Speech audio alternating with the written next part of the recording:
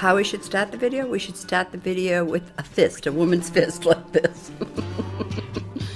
It would mean power to women, for women. And it's sort of like there's a deep thing inside of us about respect for women. And if that's the only way you can get it, you know. But that's like to me in the respect, you know. Angels' wings will bear witness. Angels' wings come running down. Angels' wings will break the silence. My name is Michelle Queter, and I'm the Executive Director of Respond. And the reason that we come here every day is to work with women and children. And we talk every day about what success is. And success for us is women doing well in education, in their jobs, and as parents. And success is really about the children, about kids doing well in school and out of school, and about families growing together. I want to tell you one story about a family that came into our office last week. I came out of my office, it was late in the afternoon, and there were two little girls sitting on our couch. They had matching pink backpacks. They were in second and third grade. Their mom didn't speak any English. And we had been working with the mom for 2 years, and the mom came into our office that day and decided that she wasn't going home. Her batterer, who was her husband, had become more abusive and had started stealing all of the money that she was getting to buy drugs, and they had no utilities, so she couldn't cook dinner for the girls. And after calling all over the state, we found that there were no beds in the state. So we called around to hotels, and we got our hotel room for the night. The girls were incredibly excited. They wanted to know if there was TV, and they wanted to know if they could go to school. The good news for them was they were going to be safe. They were going to be able to watch TV, but they weren't going to be able to go to school because that wasn't going to be safe for them to go back to their school the next day. So we packed them up. We gave them money for dinner. They went to the hotel room, and the next day we were able to find shelter. But it's just one of the many reasons why we need more beds in our shelter, and we really need more beds across the state. When I first came to Respond, one of my first meetings was with the founding moms, who you'll actually meet later.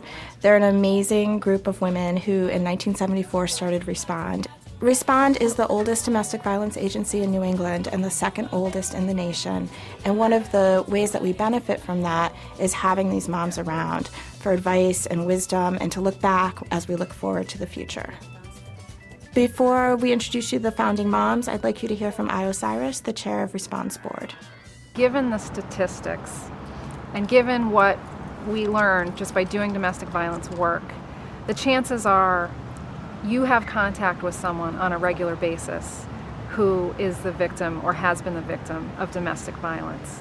If there's something you can do, you can get involved in an organization like Respond and make a huge difference, because Respond is a small, nimble organization, very leanly funded.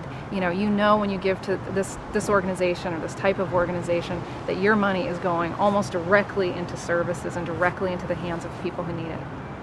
Well, I think it must have been amazing for our founding mothers and people who were involved in domestic violence work 30 years ago to look at a landscape where there really wasn't a lot of education, there wasn't any outreach, there were no formal programs, no formal funding sources for domestic violence.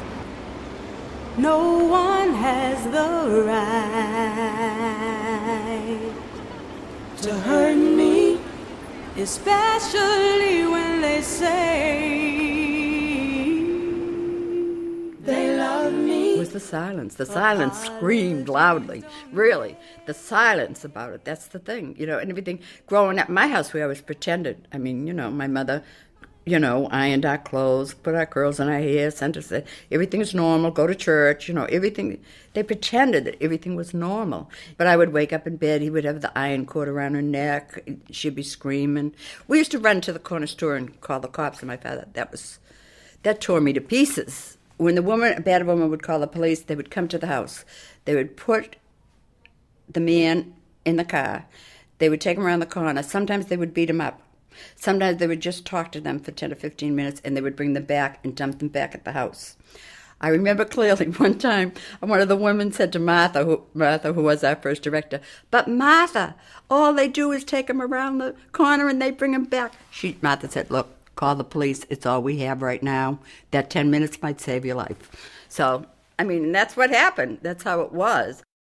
I knew that we were going to have the AP article in the paper on Sunday, and I might not have even read it at that point, but I got a telephone call at home, and it was a man who said that, asked me, verified who I was, and had seen this article in the paper. And he said, you know, I want you to know that I don't beat my wife, but she's missing, and I just wonder if she's at your shelter. Now, he misunderstood the article because we didn't have a shelter.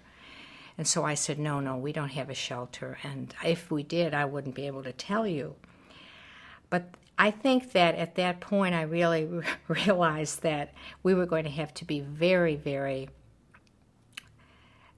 silent about what we did and where we would be located, you know, and not let everybody know. It's because that some of these, you know, men might be dangerous.